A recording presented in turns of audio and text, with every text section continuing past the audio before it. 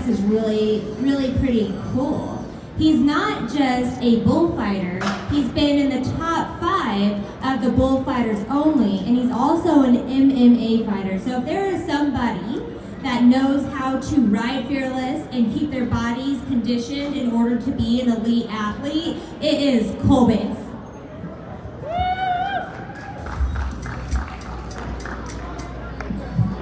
When you step into the ring, welcome. Happy to be here. Let's turn his sound up. Like there's nothing we can all make for this. How about it from the Sky Valley, California, by the name of Cole Bates? I mean, that's gotta get you going, right? Oh yeah, it gets me hyped up. I mean, you got a song, it's pretty cool. It's pretty cool. I grew up in Sky Valley, California too, and we just bought a house there, so my hometown has never changed on there, so it gets me pretty hyped. You have been an MMA fighter, and now you are a dominant bullfighter. Well, I'm sitting 5th in the world right now, so I'm Dominant.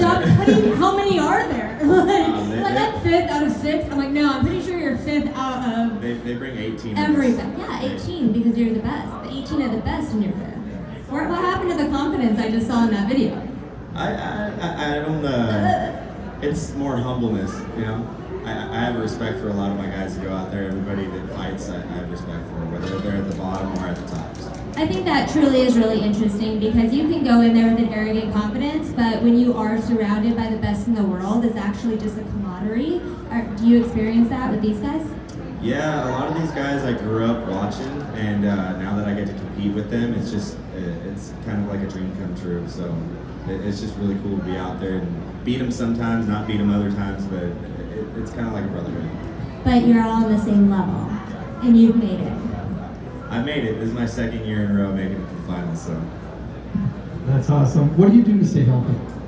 Well, I still do MMA, and I'm a personal trainer when it comes to the MMA world, so I'm a black belt in Missionary Karate and a purple belt in Brazilian Jiu-Jitsu. So. That sounds sexy. Is there something you can do on stage for us? I don't know about. No, she's looking at all the obstacles. Yeah, I will break everything up That's here. Yeah, it's actually not ours. They will all be very mad at us if we start doing Jiu-Jitsu? Yeah, that up here on stage today. I have an understanding that did your MMA training kind of go into the success of you being a top bullfighter? I definitely think it did. It helped to develop my being able to be flexible, because I'm not the smallest one out there. So being able to be flexible, so if I do get thrown up in the air, or if I get put down, I'm able to get out of a bad situation quick and get back to my feet. So definitely in that aspect, I think it's helped me. So what does that conditioning program look like for you? So when I'm getting ready for a bullfight, I kind of treat it like a cage fight as well. So if I'm getting ready for it, I go into a training camp, and I've got Mexican fighting bulls that I go out to Bakersfield. There's a stock contractor out there, and I spend like a week with them, and I just fight Mexicans all day long, every day. So not those kind of Mexicans. Easy, I'm Mexican. We're gonna fight her. We're gonna kick you off the stage right now. Mexican fighting bulls. That's funny. Thank you for that. That's funny.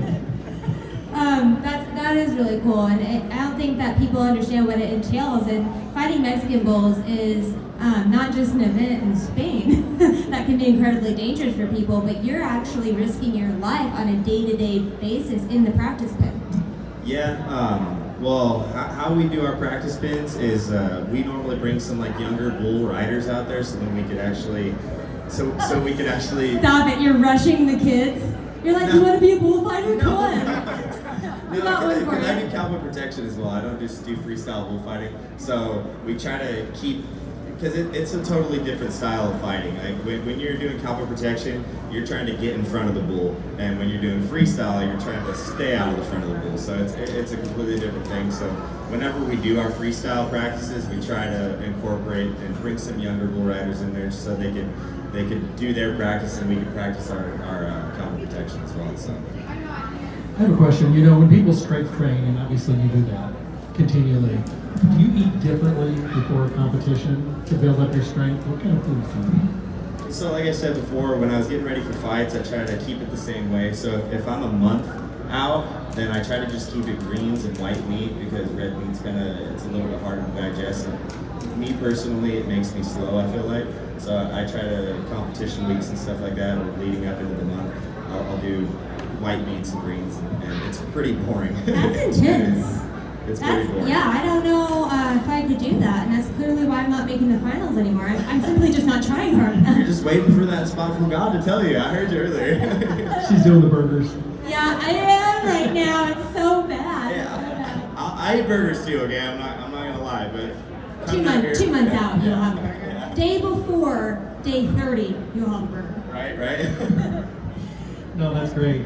How about supplementation? Do you take anything? No, I don't really do supplements. I've tried to like just keep vitamins and stuff like that, but I'm not really a supplement guy. I just try to keep my diet healthy and clean, because I'm not really too knowledgeable on how the supplements work and everything. So. Well, Jeffrey is a doctor of supplements and everything that I can't imagine. You're not super happy about being fifth in the world, but maybe you could be first with Maybe. Dr. You could Jeffrey definitely be Burke. first. I've still got that shot. I'm within reaching distance right now for that first shot. I'm up tomorrow, and I'm sitting good in the average right now for my first pool, so we'll see how the rest of this week goes. Mentally, being up tomorrow, sitting good in the average, I hate saying it out loud, right? Like every time I had to go do an interview, it's like, Don't "Oh, say I it, because can't last year I saw you.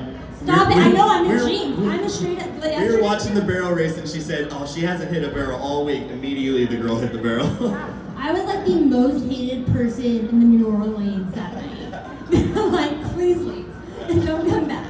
I'm not gonna say it. What I was actually gonna ask is, how do you prepare mentally for the situation you're in for your round tomorrow? I talk to myself. I try Okay. I try to stay positive, and I try to remind myself that I belong here, and all the work that I put into it is all about this moment. So I try to keep in mind, I can, I will, I must. So whenever I say I can, I will, I must, I ask why? Why can't I? Why must I? And I actually took that from another bullfighter that I look up to, Weston Witowski. He's sitting top of the world right now as well. He's 4-time BFO world champion. So I kind of took that from him, and it's really helped me just stay focused and just be able to get out there, just nod my head and call for it. So you have to be your biggest fan, and you have to breathe. Yep, gotta be your biggest fan, you gotta breathe. Stay hydrated too.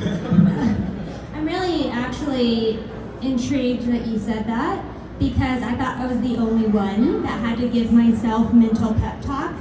And everybody, like, I'm a coach, right? So everybody's like, oh my gosh, I always call Sydney for a pep talk. How are you so good at that? And I'm like, because I have to pep talk myself out of bed every morning. Oh, seriously though, seriously. Yeah, If you have a negative mindset, then you're already behind. You have to stay positive, even when you don't want to be. So you just kind of force yourself, yell at yourself about it. And a step farther, you need to surround yourself by supportive, positive people. Absolutely.